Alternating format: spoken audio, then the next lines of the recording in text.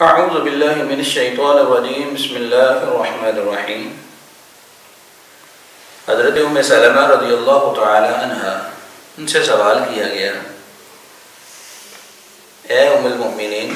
رضی اللہ عنہ، جب رسول کریم صلی اللہ علیہ وسلم آپ کے پاس ہوتے ہیں، یقیناً آپ دعا بھی کرتے ہیں،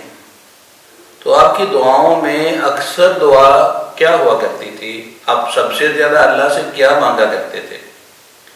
حضرت ام سلمہ رضی اللہ تعالی عنہ بیان فرماتی ہیں،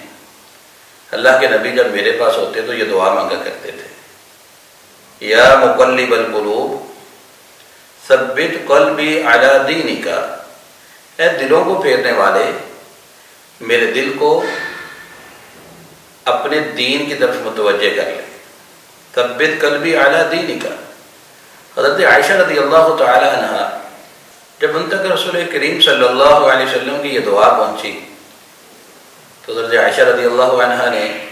رسول اللہ صلی اللہ علیہ وسلم سے سوال کیا، اے اللہ کے پیارے پیغمبر صلی اللہ علیہ وسلم، کیا آپ کو بھی خوف ہے کہ کہیں آپ ہدایت سے دور نہ ہو جائیں؟ رسول اللہ صلی اللہ علیہ وسلم نے یہ بات ارشاد فرمائی، اور یہ ہمارے لیے نصیحت ہے کہ اے عائشہ، میں کیسے بے خوف ہو سکتا ہوں،